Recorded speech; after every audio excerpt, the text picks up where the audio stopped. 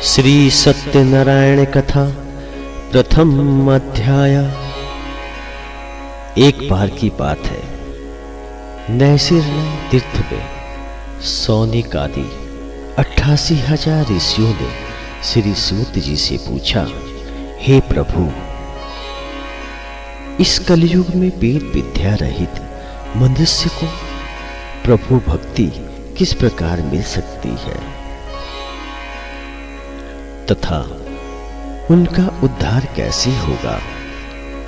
हे मुनि श्रेष्ठ, कोई ऐसा तप बताइए जिसे थोड़े समय में ही पुण्य मिले और मनवांछित फल भी मिल जाए। इस प्रकार की कथा सुनने की हम इच्छा रखते हैं।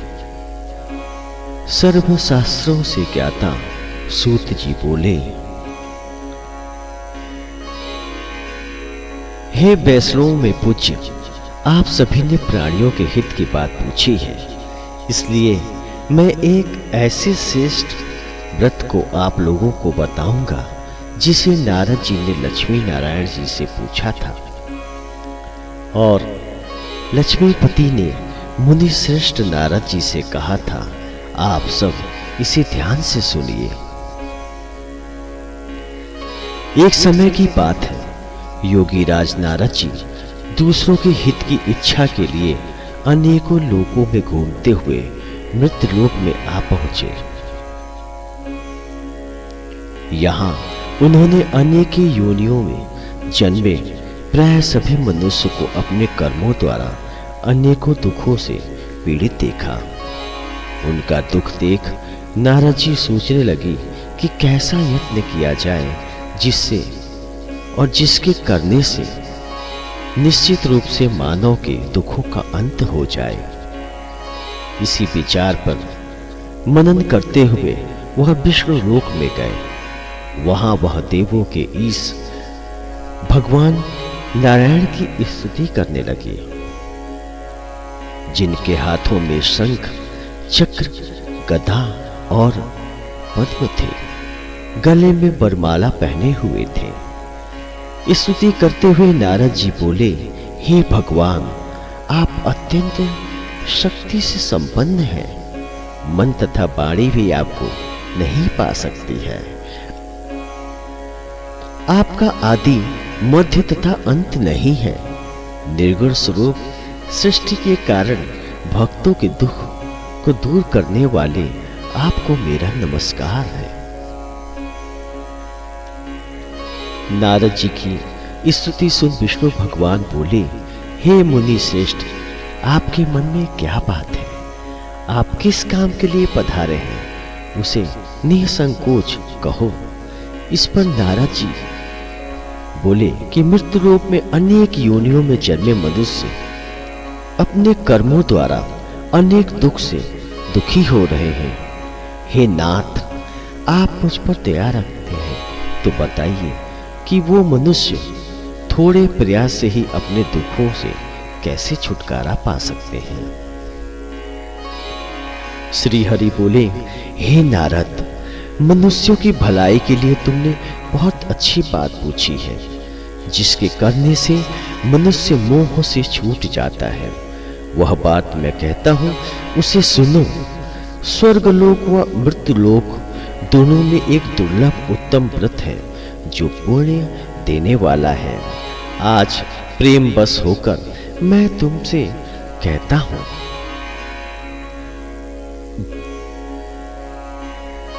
श्री सत्यनारायण भगवान का यह व्रत अच्छी तरह विधान पूर्वक करके मनुष्य तुरंत ही यहां सुख भोग कर मरने का मोक्ष पाता है।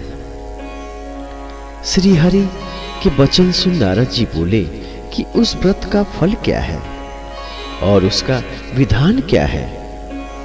यह व्रत किसने किया था? इस व्रत को किस दिन करना चाहिए प्रभु? सभी कुछ विस्तार से बताइए। नारद जी की बात सुनकर श्री हरि बोले, दुख व शोक को दूर करने वाला यह व्रत सभी स्थानों पर विजय दिलाने वाला है। मानव को भक्ति व श्रद्धा के साथ शाम को श्री सत्यनारायण की पूजा धर्म परायण होकर ब्राह्मणों व बंधुओं के साथ करनी चाहिए। भक्ति भाव से ही नैवेद्य केले का फल, घी, दूध और गेहूं का आटा सवाया ले। गेहूं के स्थान पर साठी का आटा, शक्कर तथा गुड़ लेकर वह सभी भक्षण योग्य पदार्थों को मिलाकर भगवान का भोग लगाए। ब्राह्मणों सहित बंधु बांधवों को भी भोजन कराए। उसके बाद स्वयं भोजन करें। भजन कीर्तन के साथ भगवान की भक्ति में लीन हो जाए। इस तरह से सत्यनारायण भगवान का यह व्रत करने पर मनुष्य की सारी इच्छाएं निश्चित रूप से पूरी होती है।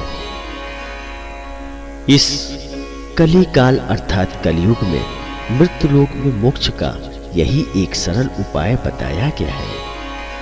इति श्री सत्यनारायण व्रत कथा का प्रथम अध्याय संपूर्ण होता है।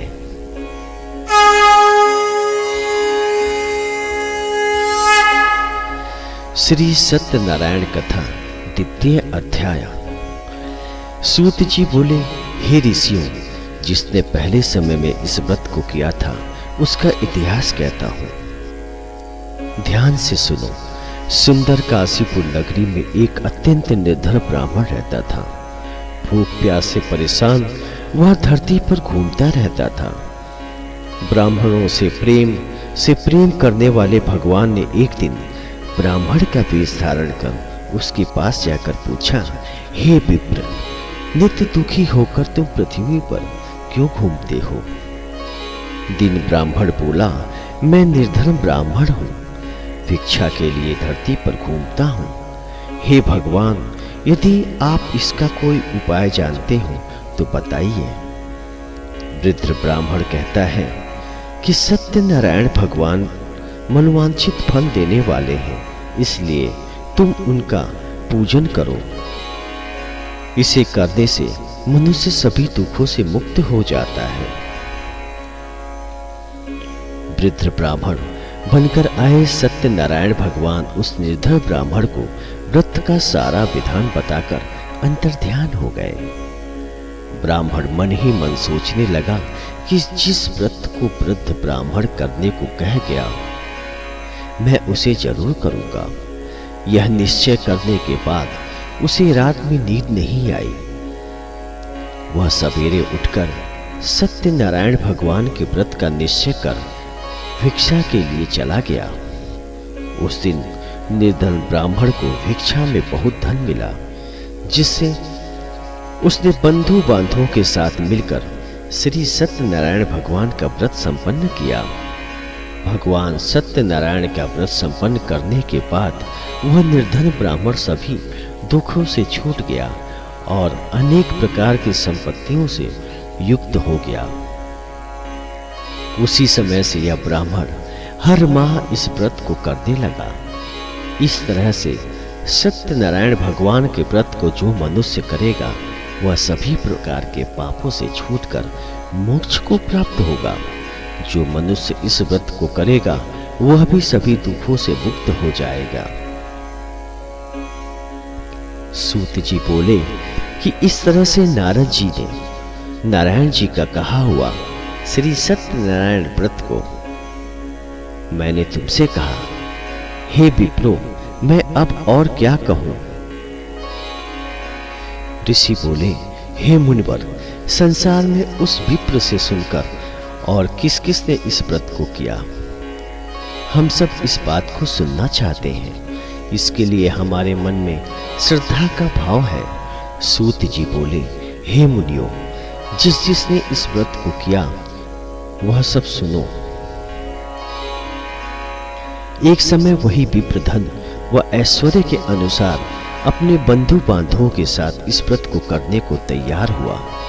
उसी समय एक लकड़ी बेचने वाला बूढ़ा आदमी आया और लकड़ियां बाहर रखकर अंदर ब्राह्मण के घर में गया।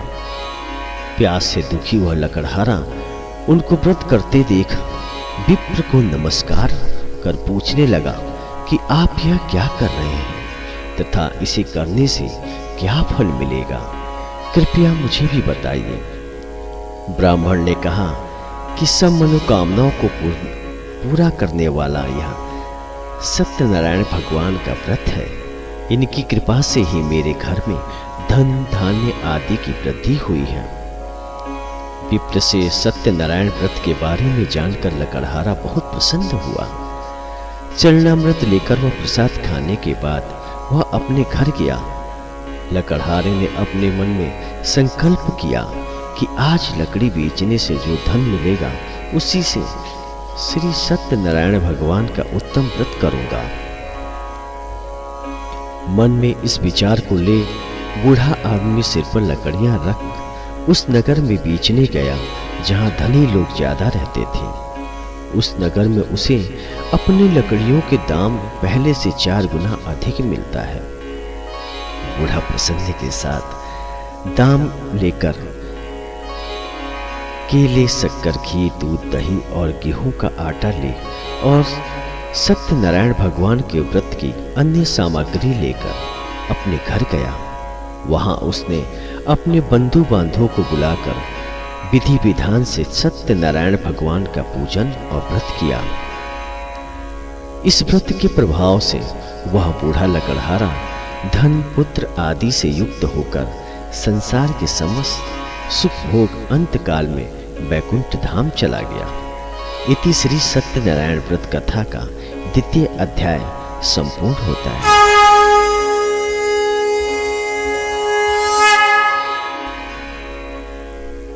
श्री सत्यनारायण कथा 3वां अध्याय। सूत जी बोले, हे श्रेष्ठ मुनियों, अब आगे की कथा कहता हूं। पहले समय में उल्कामुख नाम का एक बुद्धिमान राजा था। वह सत्यवक्ता और जितेंद्रिय था। प्रतिदिन देव स्थानों पर जाता और निर्धनों को धन देकर उनके कष्ट दूर करता था। उसकी पत्नी कमल के समान मुखवाली तथा सती साध्वी थी। भद्रशिला नदी के तट पर उन दोनों ने श्री सत्यनारायण भगवान का व्रत किया। उसी समय साधु नाम का एक वैश्य आया। उसके पास व्यापार करने के लिए बहुत सा धन भी था। राजा को व्रत करते देखकर वह विनय के साथ पूछने लगा, हे राजन, भक्ति भाव से पूर्ण होकर आप यह क्या कर रहे हैं? मैं सुनने की इच्छा रखता हूं, तो आप मुझे बताइए। राजा बोला, हे साधु, अपने बंधु बांधवों के साथ पुत्र आदि की प्राप्ति के लिए एक महाशक्तिमान श्री सत्यनारायण भगवान का व्रत व पूजन कर रहा हूं। राजा के वचन सुन साधु आदर से बोला, हे राजन, मुझे इस व्रत का सारा विधान कहिए। आपके कथानुसार मैं भी इस व्रत को करूंगा। मेरी भी संतान नहीं है और इस व्रत को करने से निश्चित रूप से मुझे संतान की प्राप्ति होगी। राजा से व्रत का सारा विधान सुन व्यापार से निवृत्त हो वह अपने घर को गया। साधु वैश्य ने अपनी पत्नी को संतान देने वाले इस व्रत का वर्णन कह सुनाया और कहा कि जब मेरी संतान होगी तब मैं इस व्रत को करूंगा। साधु ने इस तरह के वचन अपनी पत्नी लीलावती से कहे। एक दिन लीलावती पति के साथ आनंदित हो संसारिक धर्म में प्रवृत्त होकर सत्यनारायण भगवान की कृपा से गर्भवती हो गई। 10वें महीने में उसके गर्भ से एक सुंदर कन्या ने जन्म लिया। दिनों दिन वह ऐसे बढ़ने लगी जैसे कि शुक्ल पक्ष का चंद्रमा बढ़ता है। माता पिता ने अपने कन्या का नाम कलावती रखा। एक दिन लीलावती ने मीठे शब्दों से अपने पति को याद दिलाया कि आपने सत्यनारायण भगवान के जिस व्रत को करने का संकल्प किया था उसे करने का समय आ गया है। आप इस व्रत को करिए। साधु बोला कि हे प्रिय, इस व्रत को मैं उसके विवाह भी करूंगा। इस प्रकार अपनी पत्नी को आश्वासन देकर वह नगर को चला गया। कलावती पिता के घर में रह दिनों दिन बड़ी होने लगी। साधु ने एक बार नगर में अपनी कन्या को सखियों के साथ देखा तो तुरंत ही दूत को बुलाया और कहा कि मेरी कन्या के योग्य वर देखकर लाओ। साधु की बात सुनकर दूत कंचन नगर में पहुंचा और वहां देखभाल कर लड़की के सुयोग्य वर बाड़िक पुत्र को ले आया। सुयोग्य लड़के को देखकर साधु ने बंधु बांधवों को बुलाकर अपनी पुत्री का विवाह कर दिया। लेकिन दुर्भाग्य की बात यह कि साधु ने अभी भी श्री सत्यनारायण भगवान का व्रत नहीं किया। इस पर श्री भगवान क्रोधित हो गए और श्राप दिया कि साधु को अत्यधिक दुख मिले। अपने कार्य में कुशल साधु बनिया जमाई को लेकर समुद्र के पास स्थित होकर रत्नासुरपुर नगर में गया। वहां जाकर दामाद और ससुर दोनों मिलकर चंद्रकेतु राजा के नगर में व्यापार करने लगे। एक दिन भगवान सत्यनारायण की माया से एक चोर राजा का धन चुराकर भाग रहा था। उसने राजा के सिपाहियों को अपना पीछा करते देख जो चुराया हुआ धन था वह रख दिया जहां साधु अपने जमाई के साथ ठहरा हुआ था। राजा के सिपाहियों ने साधु वैश्य के पास राजा का धन पड़ा देख तो वह ससुर जमाई दोनों को बांधकर प्रसन्नता से राजा के पास ले गए और कहा कि वह उन दोनों चोरों को हम अपने पकड़ लाए हैं। आप आगे की कार्यवाही की आज्ञा दें। राजा की आज्ञा से उन दोनों को कठिन कारावास में डाल दिया गया और उनका सारा धन भी उनसे छीन लिया गया। श्री सत्यनारायण भगवान के श्राप से साधु की पत्नी भी बहुत दुखी हुई। घर में जो धन रखा था उसे चोर चुरा ले गए। शारीरिक तथा मानसिक पीड़ा व भूख प्यास से अति दुखी हो अन्न की चिंता में कलावती एक ब्राह्मण के घर गई। वहां उसने श्री सत्यनारायण भगवान का व्रत होते देखा। फिर कथा भी सुनी। वह प्रसाद ग्रहण कर रात को घर वापिस आई। माता ने कलावती से पूछा कि हे पुत्री, अब तक तुम कहाँ थी और तेरे मन में क्या है? कलावती ने अपनी माता से कहा, हे माता, मैंने एक ब्राह्मण के घर में श्री सत्यनारायण भगवान का व्रत देखा है। कन्या के वचन सुन लीलावती भगवान के पूजन की तैयारी करने लगी। लीलावती ने परिवार व बंधुओं सहित सत्यनारायण भगवान का पूजन किया और उनसे वर मांगा कि मेरे पति तथा जमाई शीघ्र घर आ जाए। साथ ही यह भी प्रार्थना की हम सबका अपराध क्षमा करें। श्री सत्यनारायण भगवान इस व्रत से संतुष्ट हो गए और राजा चंद्रकेतु को सपने में दर्शन देकर कहा, हे राजन, तुम उन दोनों वैश्यों को छोड़ दो और तुमने उनका जो धन दिया है उसे वापस कर दो। अगर तुमने ऐसा नहीं किया तो मैं तुम्हारा धन, राज्य व संतान सभी को नष्ट कर दूंगा। राजा को यह सब कहकर भगवान अंतर्ध्यान हो गए।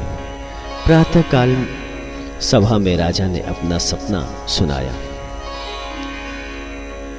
फिर बोले कि बड़ी के पुत्रों को कैद से मुक्त कर सभा में लाओ। दोनों ने आते ही राजा को प्रणाम किया। राजा मीठी वाणी में बोला, हे महानुभाव, भाग्यवश ऐसा कठिन दुख तुम्हें प्राप्त हुआ है, लेकिन अब तुम्हें कोई भय नहीं है।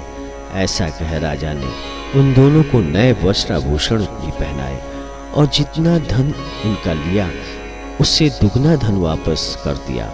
दोनों वैश्य अपने घर को चल दिए।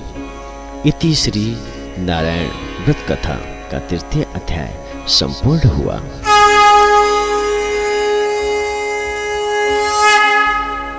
श्री सत्यनारायण कथा 4th अध्याय। सूत जी बोले, वैश्य ने मंगलाचार कर अपनी यात्रा आरंभ की और अपने नगर की ओर चल दिए। उनके थोड़ी दूर जाने पर एक दंडी वेशधारी श्री सत्यनारायण ने उनसे पूछा, हे साधु, तेरी नाव में क्या है? अभिपाणी मणिक हंसता हुआ बोला, हे दंडी, आप क्यों पूछते हो? क्या धन लेने की इच्छा है? मेरी नाव में तो बेल व पत्ते भरे हुए हैं। वैश्य के कठोर वचन सुन भगवान बोले, तुम्हारा वचन सत्य हो। दंडी ऐसे वचन कर वहां से दूर चले गए। कुछ दूर जाकर समुद्र के किनारे बैठ गए। दंडी के जाने के बाद साधु वैश्य ने नित्य क्रिया के पश्चात नाव को ऊंची उठते देखकर अचंभा माना और नाव में बेल पत्ते आदि देखकर वह मूर्छित हो जमीन पर गिर पड़ा। मूर्छा खुलने पर वह अत्यंत शोक में डूब गया। तब उसका दामाद बोला कि आप शोक ना करें, यह दंडी का शाप है, इसलिए हमें उनकी शरण में जाना चाहिए, तब हमारी मनोकामना पूरी होगी। दामाद की बात सुनकर वह दंडी के पास पहुंचा और अत्यंत भक्ति भाव से नमस्कार करके बोला, मैंने आपसे जो जो असत्य वचन कहे थे उनके लिए मुझे क्षमा दें। ऐसा कहकर महान शोकातुर हो रोने लगा। तब दंडी भगवान बोले, हे वणिक पुत्र, मेरी आज्ञा से बार बार तुम्हें दुख प्राप्त हुआ है, तुम मेरी पूजा से विमुख हुआ है। साधु बोला, हे भगवान, आपकी माया से ब्रह्मा आदि देवता भी आपके रूप को नहीं जानते, तब मैं अज्ञानी कैसे जान सकता हूँ? आप प्रसन्न होइए, अब मैं सामर्थ्य के अनुसार आपकी पूजा करूँगा। मेरी रक्षा करो और पहले के समान नौका में धन भर दे। साधु वैश्य के भक्ति पूर्वक वचन सुनकर भगवान प्रसन्न हो गए और उसकी इच्छानुसार वरदान देकर अंतर्ध्यान हो गए। ससुर जमाई जब नाव पर आए तो नाव धन से भरी हुई थी। फिर वही अपने अन्य साथियों के साथ सत्यनारायण भगवान का पूजन कर अपने नगर को चल दिए। जब नगर के नजदीक पहुंचे तो दूत को घर पर खबर करने के लिए भेजा। दूत साधु की पत्नी को प्रणाम कर कहता है कि मालिक को अपने दामाद सहित नगर के निकट आ गए हैं। दूत की बात सुन साधु की पत्नी लीलावती ने बड़े हर्ष के साथ सत्यनारायण भगवान का पूजन कर अपनी पुत्री कलावती से कहा कि मैं अपने पति के दर्शन को जाती हूँ, तू कार्य पूर्ण कर शीघ्र आ जा। माता के ऐसे वचन सुन कलावती जल्दी से प्रसाद छोड़ अपने पति के पास चली गई। प्रसाद की अवज्ञा के कारण श्री सत्यनारायण भगवान रुष्ट हो गए और नाव सहित उसके पति को पानी में डुबो दिया। कलावती अपने पति को वहां ना पाकर रोती हुई जमीन पर गिर गई। नौका को डूबा हुआ देखकर वह कन्या को रोता देख साधु दुखी होकर बोला कि हे प्रभु, मुझसे तथा मेरे परिवार से जो भूल हुई है उसे क्षमा करें। साधु के दीन वचन सुनकर श्री सत्यनारायण भगवान प्रसन्न हो गए और आकाशवाणी हुई, हे साधु, तेरी कन्या मेरे प्रसाद को छोड़कर आई है, इसलिए उसका पति अदृश्य हो गया है। यदि वह घर जाकर प्रसाद खाकर लौटती है तो उसे इसका पति अवश्य मिलेगा। ऐसी आकाशवाणी सुनकर कलावती घर पहुंचकर प्रसाद ग्रहण करती है और फिर आकर अपने पति के दर्शन करती है। उसके बाद साधु अपने बंधु बांधवों सहित श्री सत्यनारायण भगवान की विधि विधान से पूजन करता है तथा इस लोक में सुख भोग व अंत में स्वर्ग को जाता है। इति श्री सत्यनारायण व्रत का कथा का चतुर्थ अध्याय संपूर्ण होता है।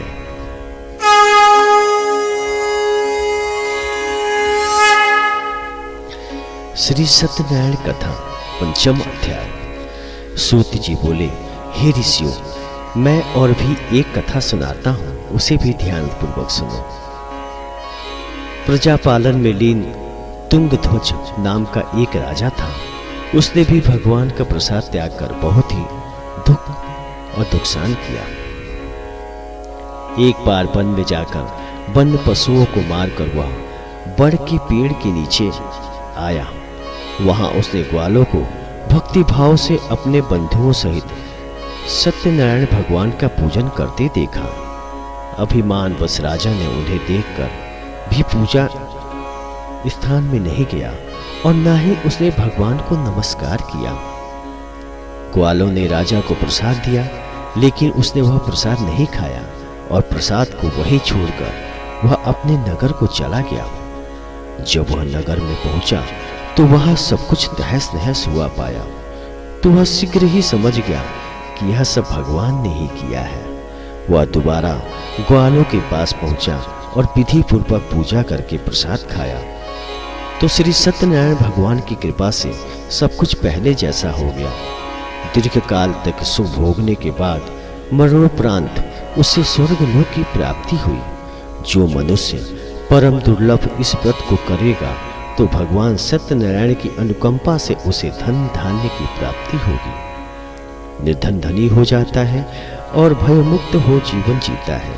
संतान ही मनुष्य को संतान सुख मिलता है और सारे मनोरथ पूर्ण होने पर मानव अंतकाल में वैकुंठ धाम को जाता है। सूत जी बोले, जिन्होंने पहले इस व्रत को किया है, अब उनके दूसरे जन्म की कथा कहता हूँ। वृद्ध सतानंद ब्राह्मण ने सुदामा का जन्म लेकर मोक्ष की प्राप्ति की। लकड़हारे ने अगले जन्म में निषाद बनकर मोक्ष प्राप्त किया।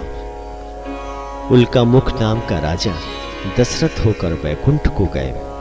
साधु नाम के वैश्य ने मोरध्वज बनकर अपने पुत्र को आरे से चीर कर मोक्ष पाया। महाराज तुंगध्वज ने स्वयंभू होकर भगवान में भक्ति युक्त हो कर्म कर मोक्ष पाया। इति श्री सत्यनारायण व्रत का कथा 5वां अध्याय संपूर्ण होता है। बोलिए श्री सत्यनारायण भगवान की जय।